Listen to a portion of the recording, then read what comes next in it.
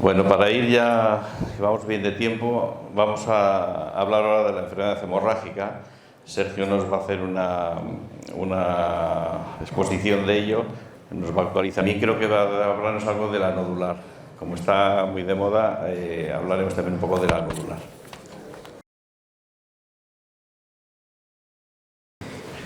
Pues nada, antes de nada, muchísimas gracias a Veterinarios Asociados por la invitación, por poder estar aquí. Ya son muchos años viniendo, pero la primera vez que doy una charla. Y agradeceros a todos vosotros por la asistencia, porque la verdad que en pocos sitios, yo me muevo por muchos lados haciendo esto y en pocos sitios se ve estas convocatorias, así que muchas gracias a todos los ganaderos por sacar este rato para estar aquí. Y nada, como dijo Álvaro, pues voy a hacer un pequeño resumen de la EHE, que por desgracia seguramente todos conozcáis o que sufristeis en las explotaciones. Y después, aunque no estaba programado, pues debido a la actualidad, pues sí, debido a la situación que estamos viviendo, pues vamos a hablar también un poquito de la nodular para intentar aclarar algunos conceptos. Y bueno, cualquier duda que tengáis, pues levantáis la mano, preguntáis y comentamos, ¿vale? No sé si se escucha bien con el micro. Sí. Vale. Antes de nada y antes de empezar, lo que quería es felicitaros, daros la enhorabuena, porque Cantabria es una de las zonas con mayor cobertura vacunal frente a la hemorrágica, también frente a la lengua azul, y en concreto esta zona pues hay un porcentaje muy elevado de vuestras ganaderías vacunadas frente a la hemorrágica, tanto el año pasado como este año.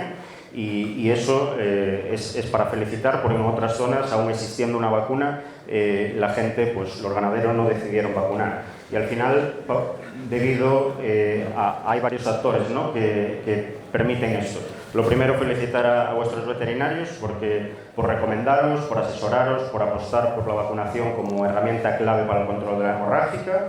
Creo que también cabe destacar a la Administración, al Gobierno de Cantabria, porque hasta ahora es el único gobierno que apostó por la subvención de esta vacuna. Parece que Asturias también, bueno, va en vías de eso, pero tenéis que estar agradecidos de que os tengan en cuenta y de que subvencionen una vacuna y que os ayuden a controlar una enfermedad que causó tantos problemas. Y lo tercero, pues evidentemente felicitaros a vosotros, porque los que decidís qué hacer en vuestras explotaciones sois vosotros, vuestros veterinarios pueden asesorar, la administración os puede ayudar, pero al final el que decide si vacunar o no vacunar en la explotación sois vosotros, y muchos de vosotros os decantasteis por esta herramienta. Así que quería empezar la charla dándoos la enhorabuena. Bueno, esto ya lo comentó Alberto un poco en la charla de antes, son conceptos, se habla ahora mucho de enfermedades emergentes. Las enfermedades emergentes son aquellas que aparecen por primera vez en una zona o que se deben a un patógeno nuevo, como puede ser la EHE o como puede ser la nodular.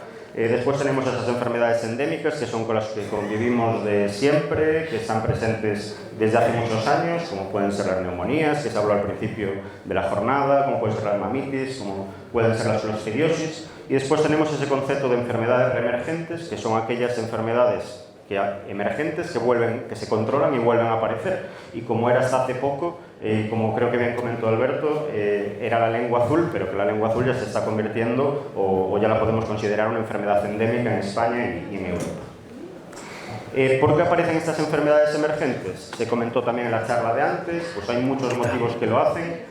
Muchos factores que favorecen y facilitan que se diseminen, como los cambios ambientales que permiten el contacto entre vectores, entre el animal y el patógeno. El tema del cambio climático, pues sobre todo esos inviernos menos duros que hacen que, sobre todo enfermedades vectoriales, el vector pueda estar activo durante más meses en el año y facilite la diseminación. Tenemos que los patógenos, los virus, tienen capacidad de adaptarse a nuevos hospedadores, de ser más virulentos, o, sobre todo, que también lo comentó Alberto, la globalización. Vivimos en un mundo totalmente globalizado, movimiento de personas, movimiento de animales, movimiento de mercancías, y eso facilita que las enfermedades viajen también y se pasen de una zona que son endémicas a zonas libres, como nos está ocurriendo con algunas de estas enfermedades. Y ya pasando a hablar de la enfermedad hemorrágica, más o menos son conceptos que seguramente ya conocéis, pero bueno, vamos a hacer un pequeño repaso. Es una enfermedad vírica, es una enfermedad infecciosa, pero no es contagiosa. ¿Qué quiere decir? Que no se transmite directamente de una vaca enferma a una vaca sana. Esa transmisión se produce siempre a través de vectores, que son los culicoides, que son mal llamados mosquitos, y afecta a rumiantes domésticos y a rumiantes salvajes. Las vacas y los ciervos son los que padecen la enfermedad con más gravedad, es decir, suelen ser los que presentan sintomatologías más graves y son más susceptibles, aunque en cada caso va a depender del propio animal. Hay animales que pueden pasar la enfermedad de forma aguda, hiperaguda, e incluso pueden morir, y vamos a tener otros animales que pueden pasar la enfermedad completamente desapercibida. Hay que tener en cuenta que es un orbivirus, el periodo de incubación es de 2 a 10 días y la viremia puede estar en torno de media de unos 60 días, pero hay animales en los que esa viremia puede durar hasta meses. La viremia es el tiempo que el virus está circulando en la sangre del animal y por lo tanto es el tiempo en el que el animal es un reservorio de enfermedad. Al final la enfermedad se transmite a través de vectores, pero ese virus está viviendo en la sangre de nuestros hospedadores, de nuestras vacas. Cuanto más larga la viremia, más riesgo de expansión. Es una enfermedad de declaración obligatoria y no es una zoonosis, es decir, no afecta al ser humano, ni por contacto con los culicoides, ni con los animales, ni por consumo de alimentos. Y para que se dé la enfermedad, tienen que estar presentes siempre 3 actores principales. Y tienen que estar los 3, si no, no tenemos la enfermedad. El primero de ellos es el patógeno, es decir, el virus de la EHE. El segundo de ellos es el vector, en este caso el culicoides, es el que actúa como vehículo de transmisión de la enfermedad. Y en tercer caso es el hospedador, lo que nos importa a nosotros, las vacas. Pero además, cuando estos 3 actores se encuentran de una forma determinada, es cuando hay un riesgo de una epidemia, de una expansión masiva de la enfermedad.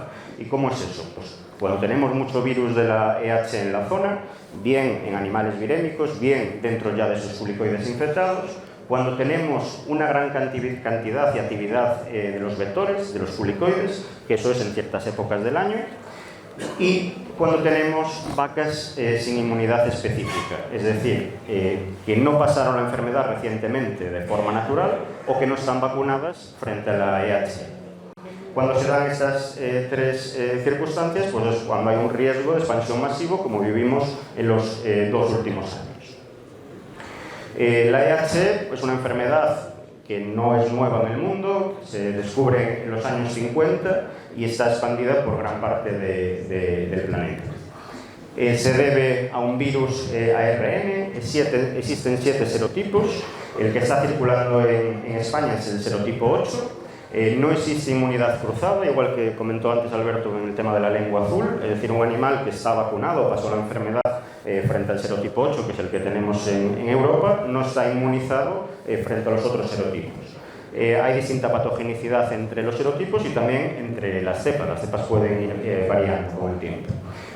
Un poco para que os hagáis una idea, el virus, una vez que entra en el organismo, lo que hace es multiplicarse a nivel de los vasos sanguíneos y provoca un daño vascular. Y eso ese daño vascular es lo que nos da estos signos tan diversos, los síntomas tan diversos que vemos en las vacas, que podemos ver lesiones a nivel de la boca, lesiones en patas o incluso diarreas con sangre. Ese daño vascular provoca hemorragias, provoca edemas, provoca trombos y tenemos toda esa sintomatología tan diversa. En cuanto a la transmisión, más o menos, imagino que ya todos sabéis cómo se produce. Tenemos el culicoides, no todos los culicoides pasan la enfermedad, para eso tenemos que tener un culicoides infectado, es decir, que tenga el virus dentro. Para eso, el culicoides se alimenta de una vaca o de un ciervo que esté virémico, es decir, que el virus esté circulando en su sangre. Tras un periodo de replicación, de incubación del virus dentro del culicoides, hay que tener en cuenta que es un vector biológico, es decir, es necesario que ese virus se multiplique dentro del culicoides. El culicoides se convierte en un culicoides infectado. Evidentemente, estos culicoides que se alimentan de sangre no se alimentan una vez en la vida, sino que van a ir picando y alimentándose de otras vacas, y cuando pican a un animal que no tiene la enfermedad, le van a pasar el virus y que no está inmunizado. Ese animal, después de un periodo de incubación, como comentamos antes, se va a convertir en un animal virémico, que puede presentar sintomatología clínica o pasar desapercibido, pero que va a seguir el ciclo, ¿no? Va a facilitar que se continúe y se propague el ciclo. El culicoides en cuestión es este que veis en la imagen. Son insectos muy pequeños, son insectos de 0,5 micras de peso, de 1 a 5 milímetros de tamaño. No son los mosquitos que nos pican a nosotros, son bichos muy pequeñitos, están distribuidos prácticamente en todo el planeta. Y para que os hagáis una idea del tamaño, aquí veis el dedo de una persona, la uña de una persona, y tenéis ahí 2 culicoides. Como veis, son insectos muy pequeñitos.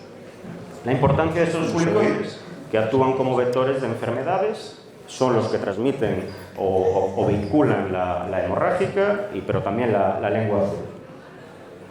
Voy a hablar de 2 culicoides para que os hagáis un poco idea. Hay bastantes especies de culicoides, pero son 2 de los más implicados en la transmisión de la enfermedad, que son culicoides oxoletus y culicoides simícola.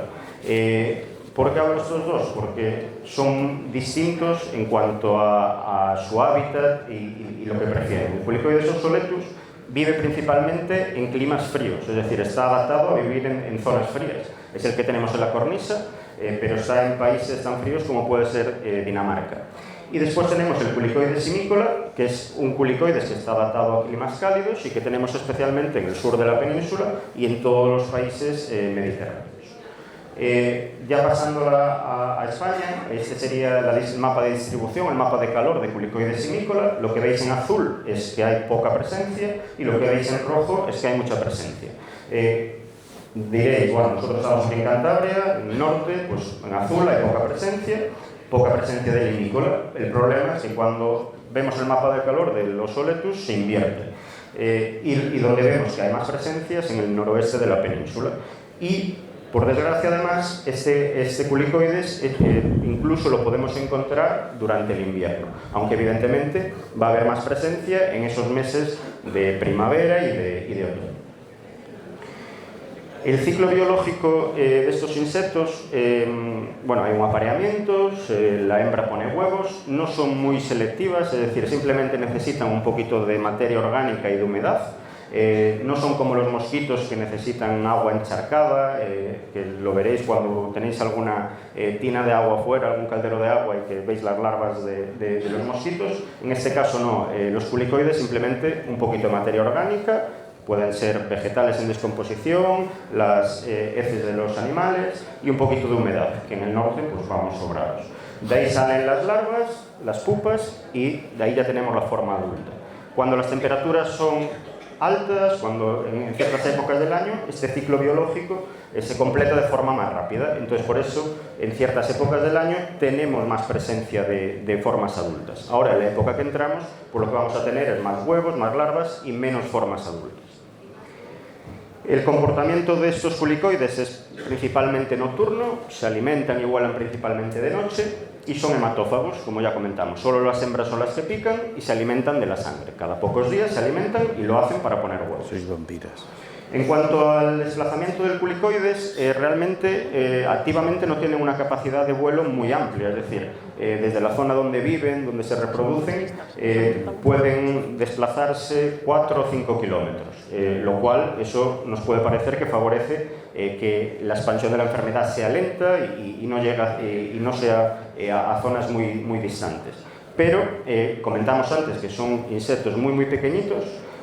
Y cuando se dan ciertas condiciones atmosféricas de corrientes de aire, estos culicoides se pueden ver arrastrados de forma pasiva hasta cientos de kilómetros.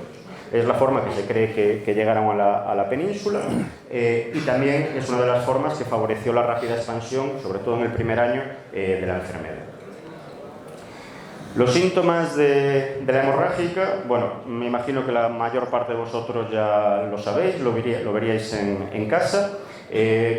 ya comentamos que por la forma que se multiplica el virus son síntomas muy variables y va a depender de cada animal, pero normalmente lo que vamos a ver es fiebre, que el animal deja de comer, que está deprimido.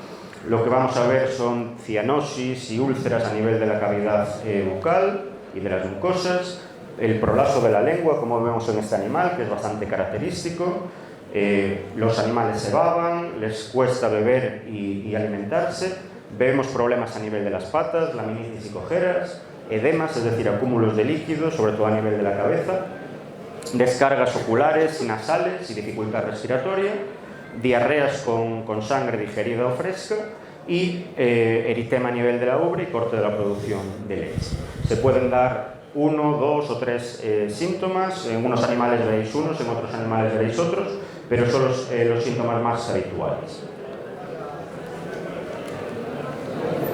Ahora os voy a enseñar algunas imágenes cedidas por veterinarios de distintas zonas de España. Estas son de aquí, de vuestros veterinarios asociados. Como veis, con los síntomas típicos de la enfermedad. Esa conjuntivitis, ese moco, ese prolazo lingual. Esa es suesa. El prolazo lingual característico que puede ser de diferente gravedad. Ya cuando le abrimos la boca al animal, lo que vamos a ver son lesiones a nivel del paladar, de la mucosa oral, que pueden ser más graves, menos graves. Evidentemente son lesiones muy dolorosas para las vacas y una de las consecuencias primarias es que al animal le va a costar, entre la fiebre y estas lesiones en la boca, le va a costar beber, le va a costar alimentarse y evidentemente eso tiene unas consecuencias muy graves. También es muy característica las lesiones a nivel de las patas, de las pezuñas, que pueden haber hemorragias, puede haber úlceras, incluso, que seguramente a alguno de vosotros os pasó, fisuras a nivel del casco o incluso pérdidas parciales o completas del casco. También lesiones muy dolorosas para los animales y que tardan mucho en recuperar si llegan a hacerlo. Y ahora os voy a enseñar un par de necrosias, es decir, de animales que murieron por la EHE, y lo que vamos a ver a nivel de los órganos internos son hemorragias. Sangrados a nivel realmente de cualquier órgano, especialmente a nivel del intestino. Como veis, el paquete intestinal está totalmente cargado de sangre. Cuando lo abrimos, pues hay un montón de cantidad de sangre ahí dentro y el animal literalmente se muere desangrado por dentro. Veis la mucosa del intestino, vemos el estómago. Cuando abrimos el estómago también se puede ver una grandísima cantidad de sangre acumulada. Esto es abomaso, e incluso podemos ver sangrados a niveles de órganos como puede ser el útero. Esto es el útero de la vaca. Y esta es otra necrosia que justo me pasó aquí Joan, está aquí sentado, también de un animal que en este caso estaba preñado, estaba gestante. Vemos esas lesiones también a nivel de rumen, de intestino, lesiones, hemorragias difusas, sangrados. Evidentemente, lesiones muy graves e incompatibles con la vida del animal.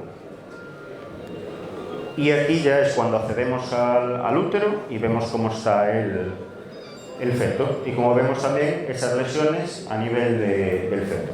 Comentaba también antes Alberto que sí, que realmente el virus es capaz de atravesar barrera placentaria e incluso afectar al feto. En este caso, murió la vaca, pero si la vaca no muriera, pues seguramente lo que íbamos a tener es un aborto del animal. Bien por la consecuencia directa o bien por esas fiebres altas que tienen.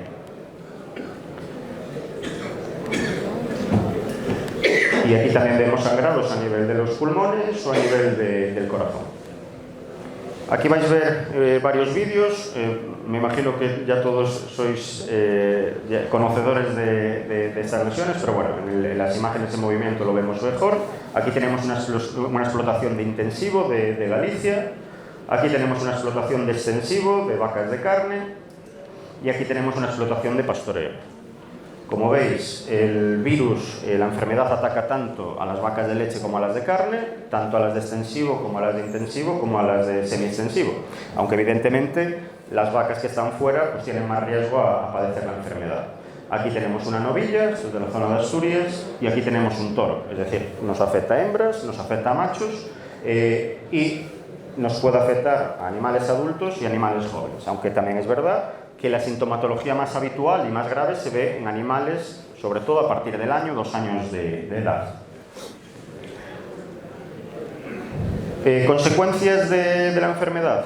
Más o menos todos los conoceréis. Las consecuencias son graves. Las consecuencias técnicas, la más grave evidentemente es la muerte del animal. Por suerte no es un porcentaje muy elevado.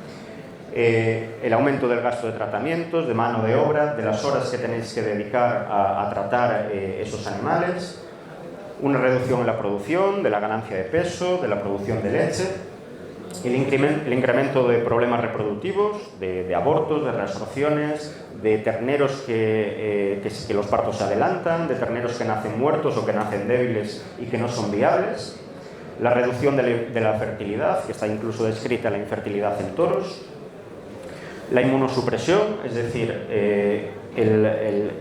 digamos que el virus ataca directamente al sistema inmune y un animal que pasa la EHE, o como también comentaban antes, la lengua azul, pues tiene más posibilidades de tener otro tipo de enfermedades. La mayor tasa de reposición de animales que vuestros veterinarios pueden salvar, pero que no son viables productivamente y que al final hay que acabar descartando de la explotación, y incluso posibles restricciones que pueda haber al movimiento y al comercio de animales. Por lo tanto, derivado de todas estas consecuencias técnicas y lo que os toca directamente, pues es el bolsillo. Y la consecuencia principal que vais a tener son las graves pérdidas económicas que muchos de vosotros habréis sufrido con esta enfermedad.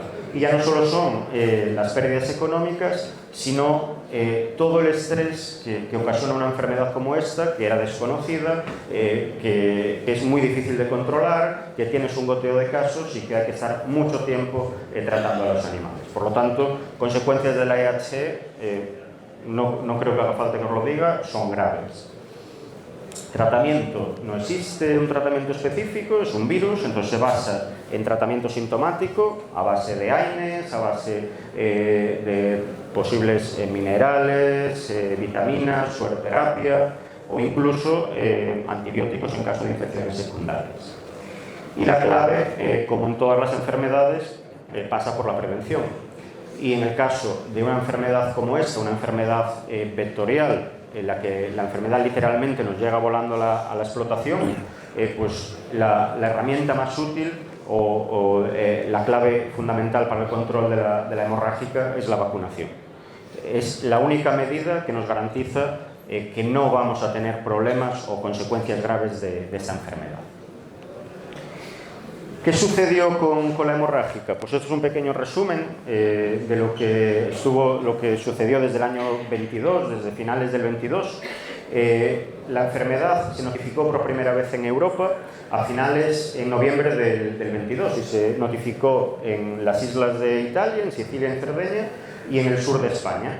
Se cree que en ese momento la enfermedad no se expandió porque estábamos en noviembre, ya empezaba el culicoides a estar más tranquilo. Se cree que el origen está en Túnez, porque ya estaban notificados casos de serotipo 8 y que la forma más probable sería de que llegó a la península a través de masas de aire que cargaron culicoides infectados. Ese año estuvo tranquila la cosa porque ya entrábamos en el invierno, pero al año siguiente ya teníamos el virus en la península y cuando las temperaturas volvieron a subir, pues se empezó a expandir la enfermedad. Y es la epidemia esta que vivimos en el 23, cuando ya todos sabíamos y conocíamos la hemorragia. Cada puntito que veis son los focos declarados y como veis, según van pasando los meses, los focos se van expandiendo. Esto todo es el año 23.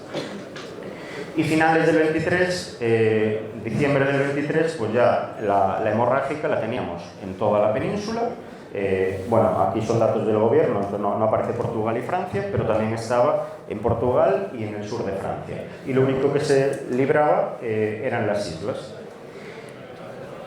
El año 24, a partir de junio, lo que veis en rojo más oscuro son los nuevos focos. Lo que veis en rosa clarito son zonas, comarcas veterinarias que tuvieron un foco el año anterior, y la zona en amarillos que nunca tuvieron.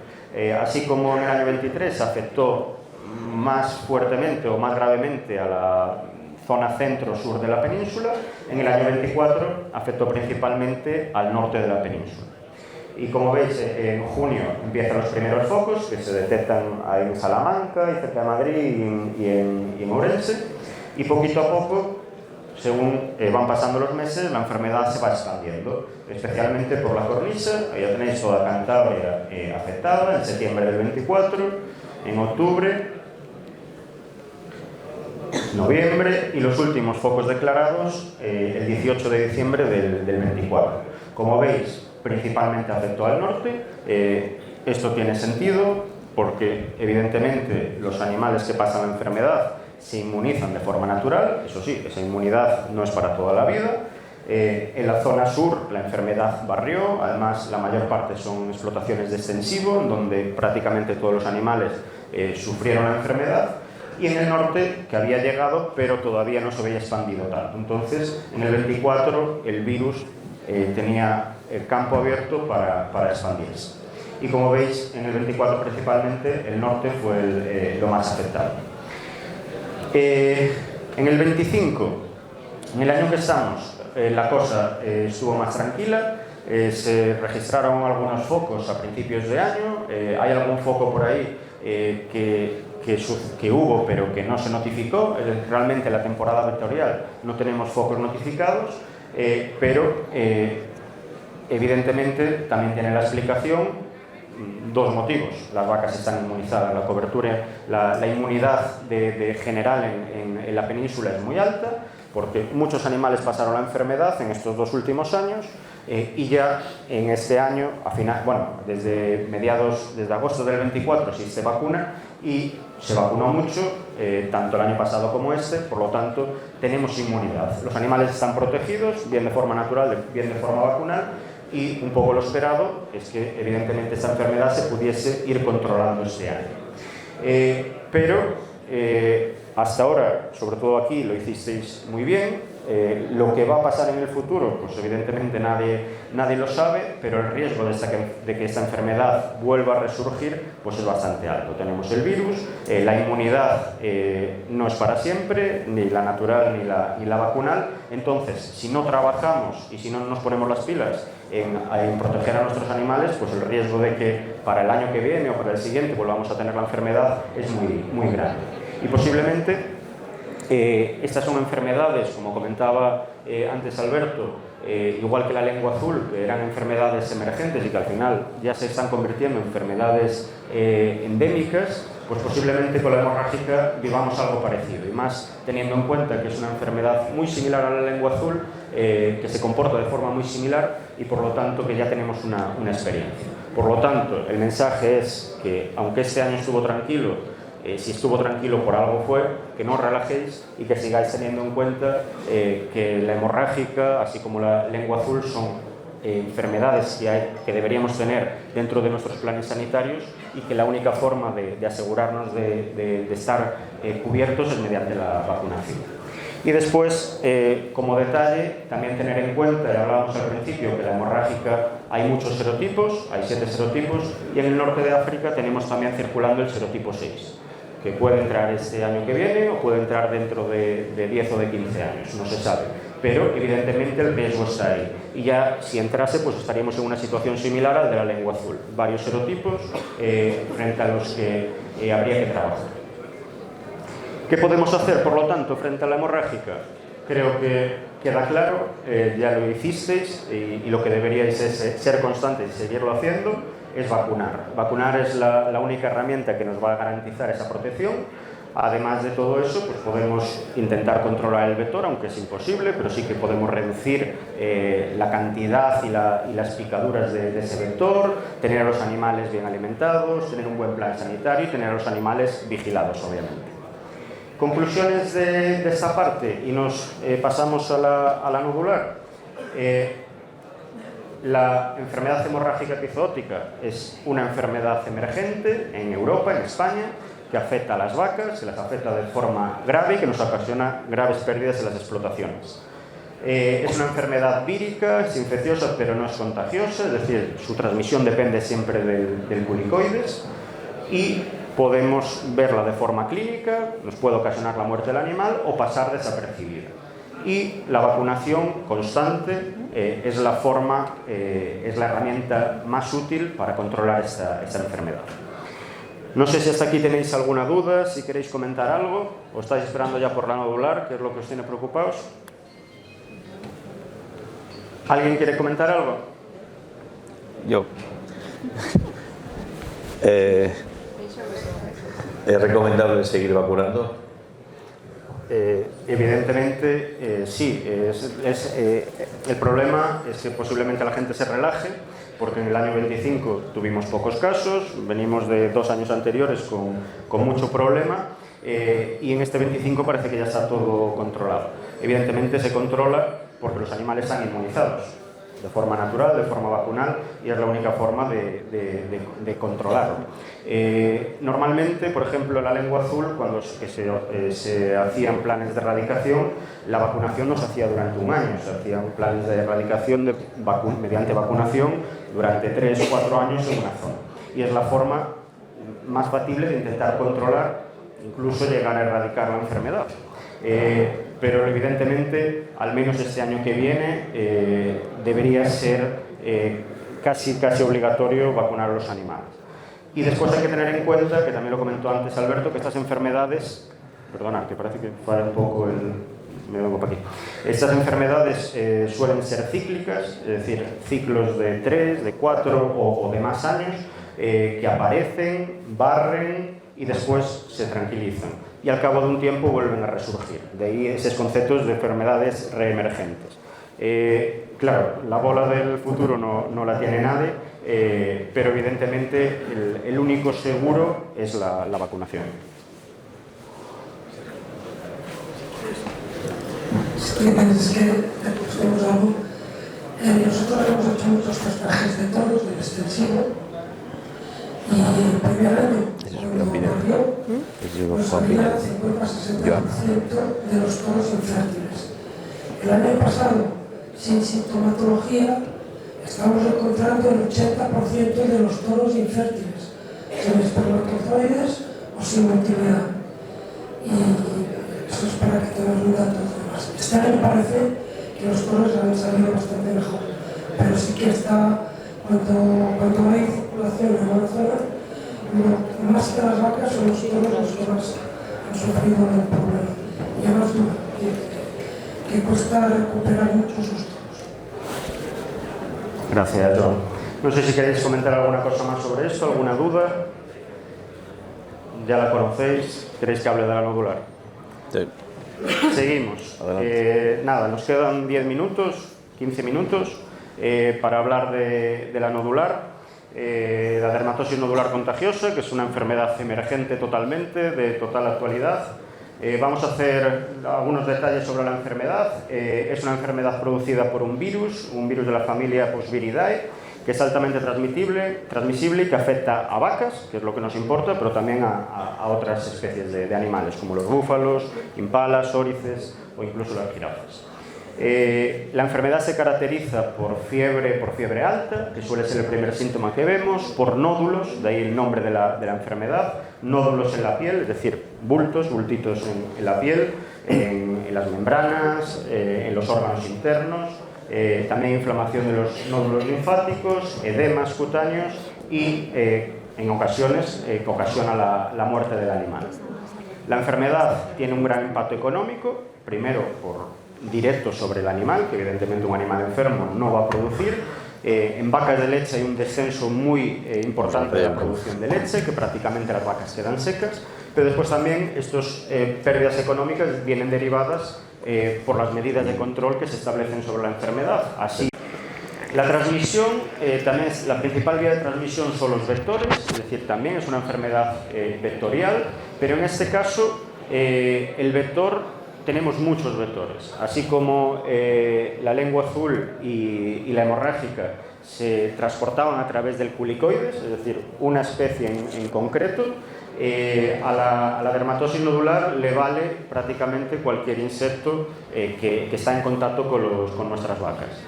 Puede ser un mosquito, puede ser un tábano, puede ser una garrapata, puede ser una mosca.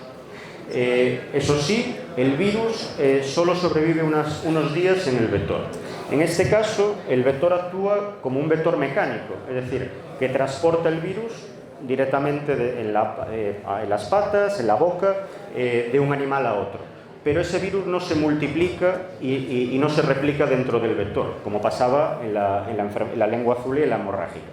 En esas enfermedades, el culicoides era infectivo durante toda su vida, es decir, era un vector, un insecto infeccioso siempre, y en este caso no, ese virus solo vive unos días en estos vectores. Eso sí, en esta enfermedad también la transmisión se puede producir de forma directa, es decir, por contacto directo de un animal enfermo a uno sano. El virus está presente, además de en esas costras, está presente en secreciones, como puede ser el moco, como puede ser la saliva, en esas heridas, aunque está constatado que es una vía menos eficaz que la vectorial. Incluso se considera posible la infección a través de comida o de agua contaminada, pero es mucho menos probable.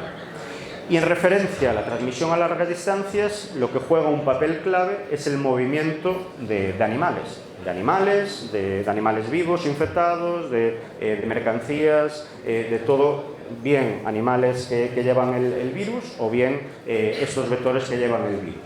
Y se cree que, a diferencia de, por ejemplo, la lengua azul y los culicoides, que se pueden transportar a través de esas masas de aire y que sobreviven, en este caso, cuando hay un foco muy lejos de la zona en donde ya hay focos, suele ser por el movimiento de animales. De ahí que una de las medidas más importantes es la restricción del movimiento de animales infectados, de zonas en las que hay animales infectados. Y un punto clave en esta enfermedad, y creo que a día de hoy es lo más importante, es la legislación, es cómo está establecida esta enfermedad. Esta enfermedad a nivel europeo se considera una enfermedad de categoría A. Esto viene de Europa, el reglamento europeo. ¿Qué significa que sea una categoría A? Que es una enfermedad de obligada notificación, es decir, todos estamos obligados a notificar un caso de nodular, y de obligada erradicación, es decir, se toman una serie de medidas que vienen establecidas para erradicar la enfermedad de forma inmediata. Lo que comentamos, obligada notificación. Toda persona física o jurídica, pública o privada, tiene la obligación de comunicar a la autoridad competente y de manera inmediata, en menos de 24 horas, todas las sospechas que se tengan de la enfermedad. Es decir, estamos obligados por ley a notificarlo. Y erradicación. Hay que tener en cuenta, si alguno de vosotros no lo sabía, que entre las medidas de erradicación está el vaciado sanitario. ¿Qué quiere decir esto? Que en una explotación afectada, aunque tengamos un solo animal confirmado, la medida de erradicación es sacrificar todos los animales de la explotación. ¿Vale? Síntomas de la dermatosis. Pues la gravedad va a depender de cada animal, de la cepa del virus y demás. Inicialmente cursa con fiebre, que suele ser alta, 41 grados, y persistir durante incluso una semana. Posteriormente aparecen lesiones a nivel de la nariz, de los ojos, se produce un corte de producción de leche en las vacas de actitud láctea, se desarrollan nódulos, lo más característico, esos bultos de 2 a 5 centímetros por todo el cuerpo, y en especial en cabeza, cuello, ubre y periné. Los nódulos linfáticos también aumentan de tamaño, las patas se pueden tener edemas y el animal tiende a no moverse, y también se pueden desarrollar nódulos a nivel de músculos, de tráquea, de aparato digestivo, de pulmones, que pueden desembocar en neumonías. Y estas son algunas imágenes de dermatosis nodular. Como veis, lo más característico y lo que más llama la atención, en la imagen de la izquierda tenéis una vaca con un caso grave de dermatosis nodular y en el caso de la derecha una vaca con casos leves. Pero son esos nódulos a nivel de todo el cuerpo. Aquí tenéis más imágenes. Estas son ese nódulo cuando pasa un tiempo que se necrosa y se produce esa costra. Esas costras caen al suelo, caen al ambiente y son ese reservorio de virus también. Por eso también otra de las medidas es, aparte del vaciado sanitario, lo que se hace es una desinfección a fondo de la explotación. Podemos ver esas lesiones también a nivel de las mucosas o de la ubre, del pezón y de la vulva y del perineo.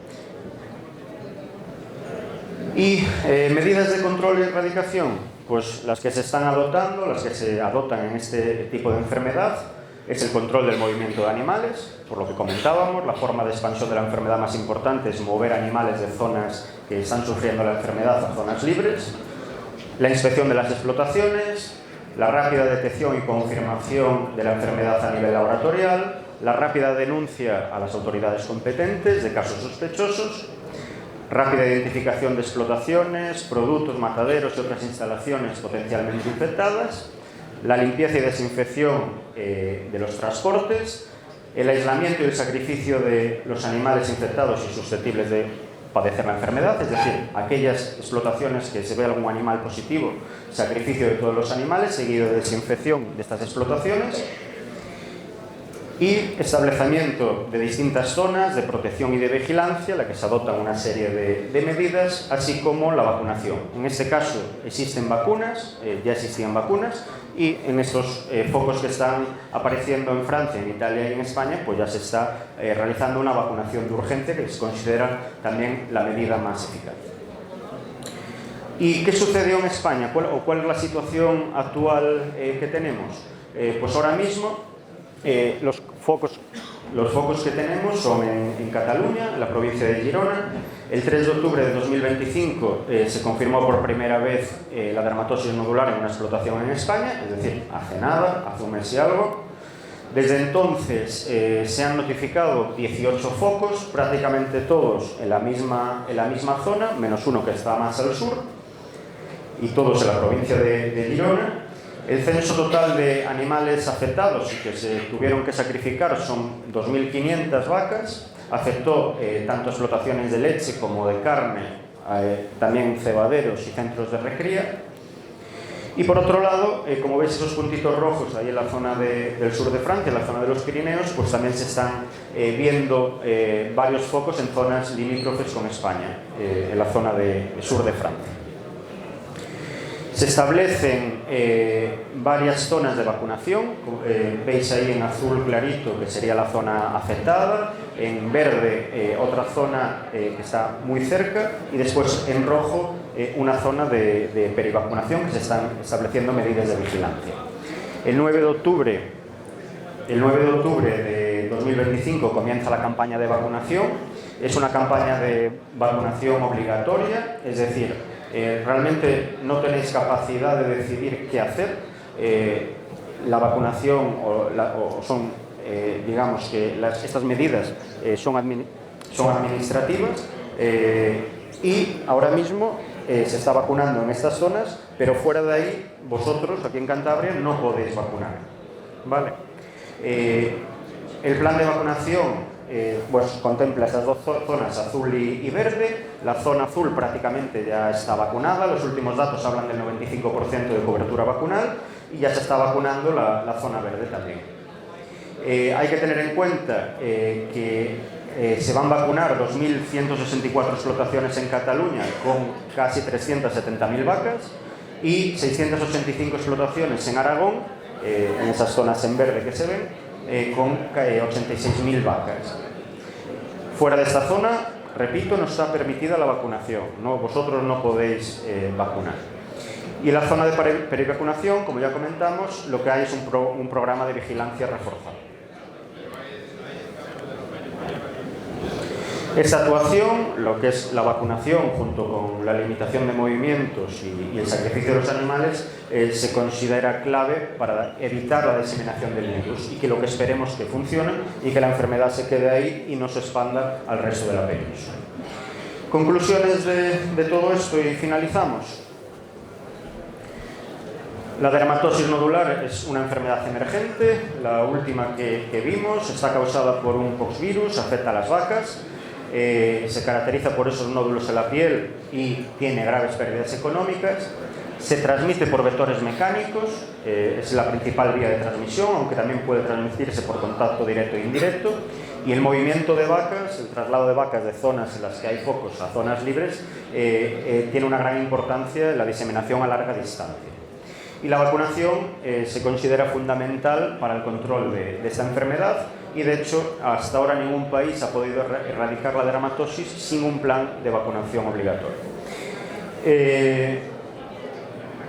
La verdad, veo caras muy largas, lógicamente, y bueno, para antes de irnos a comer, pues finalizar con esto, pues no es agradable, pero es la realidad.